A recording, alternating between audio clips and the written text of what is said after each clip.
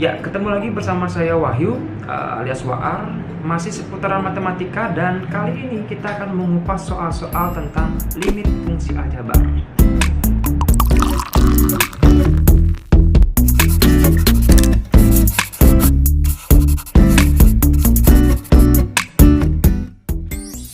Nah, sebenarnya materi ini merupakan salah satu permintaan dari seorang netizen ya. Bukan. Jadi dia adalah murid saya dulu waktu saya sempat mengajar di salah satu SMK di kawasan Badung. Ketika itu hanya sebulan ya, sebagai guru pengganti karena gurunya lagi hamil besar. Udahlah, biar nggak terlalu lama, kita akan langsung saja membahas soal-soal tentang limit fungsi aljabar. Oke, langsung saja kita ke soal nomor 1. Saya bacakan dulu. Nah, ini limit untuk x mendekati 1 dari x kuadrat min x plus 6 per x min 3 sama dengan berapa? Nah, sebenarnya mengerjakan soal-soal limit berhingga untuk fungsi aljabar, kita menggunakan satu buah teknik ya, yang kita sebut tekniknya dengan teknik substitusi, di mana kita tinggal mensubstitusi nilai pendekatan limitnya ya ke fungsinya. Nah, dalam hal ini kita mengganti x sama dengan 1. Apa yang kita dapatkan nih? Nah, kita akan dapatkan 1 pangkat 2 min 1 ditambah 6 per 1 dikurangi 3. Setelah dihitung, dapat hasilnya berapa? Negatif 3. Selesai. Ya, mudah. Karena memang hasilnya bukan 0 per 0. Kalau 0 per 0 bentuk tak tentu, maka tidak selesai sampai sini, lanjut ke langkah kedua. Gitu. Lanjut ke nomor 2, kita bacakan soalnya dulu. Limit untuk x mendekati 1 dari x kuadrat plus 5x min 6 per x kuadrat min 1 sama dengan berapa? Langkah pertama, seperti yang tadi ya, substitusi dulu. Ya, nilai pendekatannya yaitu 1. Kita ganti 1 ya, ke fungsinya dapat berapa nih? Ya, bisa dilihat dapat hasilnya 0 per 0. Nah, ini yang disebut dengan bentuk tak tentu. Jadi kalau kalian dapat hasil 0 per 0, bentuk tak tentu, jangan selesai sampai sini, harus lanjut ke langkah berikutnya. Apa langkah berikutnya? Kalian bisa lihat fungsinya. Nah, fungsinya yang dilimitkan di soal itu dapat difaktorkan langsung, sehingga kita lanjut ke teknik yang disebut dengan teknik pemfaktoran. Apa yang kita peroleh? Yang kita peroleh adalah limit untuk x mendekati 1 dari siapa? Nah, ini pemfaktorannya nih, x plus 6 kali x min 1 per x plus 1 kali x min 1. Kita pisah menjadi limit untuk x mendekati 1 dari x plus 6 per x plus 1 kali limit untuk x mendekati 1 dari x min 1 per x min 1. Nah, perhatikan ya, kita punya sifat bahwa limit untuk x mendekati 0 dari x per x. Nah, ini kan kalau disubstitusi 0 jadinya bentuk tak tentu ya, 0 per 0 ya. Tapi kalau fungsi pembilang maupun penyebutnya sama, langsung hasilnya sama dengan 1. Nah, itu sifat. Sehingga diperoleh hasil berapa? Nih tinggal substitusi nih. 7 per 2. Dikali berapa? Dikali 1 sesuai dengan sifat.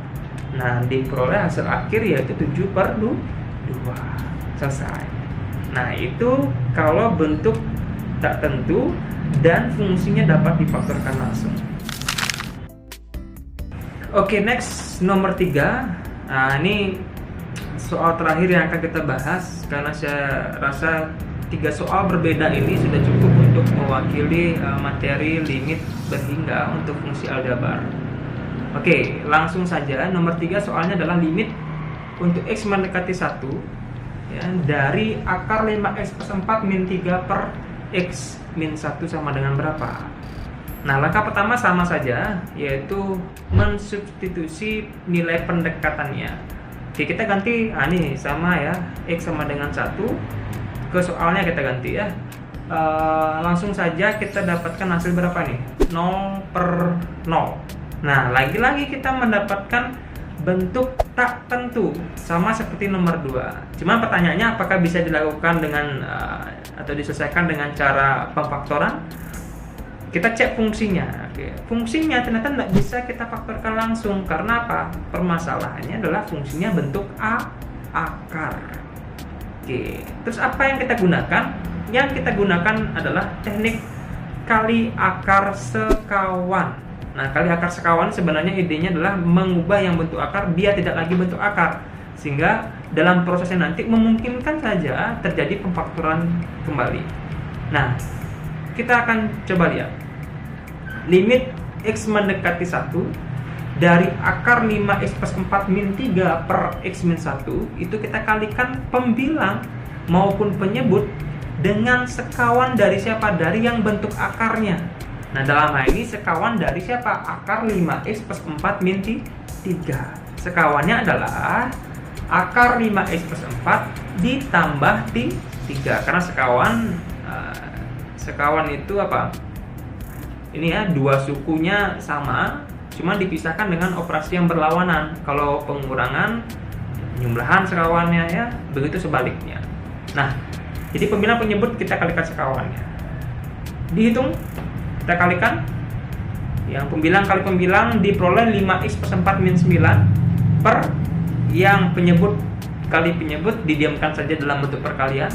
Diperoleh hasil berapa? Limit untuk X mendekati 1 dari 5X min 5 per X min 1 kali akar 5X plus 4 plus 3. Sampai sini belum selesai. Kali akar sekawannya sudah menemukan hasil. Cuman dalam menyelesaikan limit, nah ini perlu difaktorkan dulu. Karena apa? Karena ini masih ada yang bisa difaktorkan ya. Masih ada yang bisa difaktorkan, sehingga kita faktorkan dulu 5X min 5-nya ya. Sehingga diperoleh hasil berapa? Limit untuk X mendekati 1 dari 5 kali X min 1. Nah, itu hasil pemfaktorannya per X min 1 kali akar 5X plus 4 plus 3. Nah, sekarang kita pisah untuk memperjelas proses limitnya. Limit untuk X mendekati 1 dari 5 per akar 5X plus 4 plus 3-nya kita kelompokkan, kita kalikan dengan kelompok berikutnya, yaitu limit untuk X mendekati 1 dari X min 1 per X min 1. Oke, diperoleh hasil berapa setelah disubstitusi? 5 per 6 dikalikan dengan ya 1. Jadi hasilnya sama dengan berapa? 5 per 6 kita dapatkan. Selesai. Nah, itu ya. Jadi sudah jelas kurang lebih dalam mengajarkan limit, substitusi langsung dulu. Nah, apakah bentuknya tentu atau bentuk tak tentu? Kalau tentu selesai, berapa dapat hasilnya segitu jawabannya. Tapi kalau bentuk tak tentu, langkah berikutnya pemfaktoran apa? Kali akar sekawan. Ya, kalau bentuk akar bisa langsung ke kali akar sekawan deh gitu ya. Tapi kalau ada yang bisa difaktorkan, silahkan faktorkan langsung. Jelas ya? Kita sudah mengupas tuntas beberapa soal yang berkaitan dengan limit fungsi aljabar ya.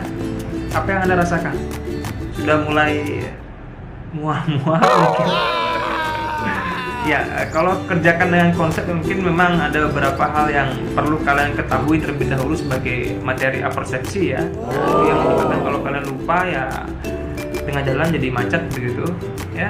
Nah, untuk menghadapi soal yang sama ini, nanti saya akan menjelaskan dengan cara yang berbeda di luar cara yang tadi, ya, dengan memanfaatkan dalil L-Hospital. Apa itu dalil L-Hospital? Nah, kita akan jelaskan di video berikutnya. Jadi jangan lewatkan. Setelah ini ada video lanjutannya lagi, silahkan ditonton video berikutnya. Itu akan membuat kalian tidak lagi mual-mual mengajarkan soal ya. Oke, sekian dulu. Sampai ketemu di video berikutnya. Dadah.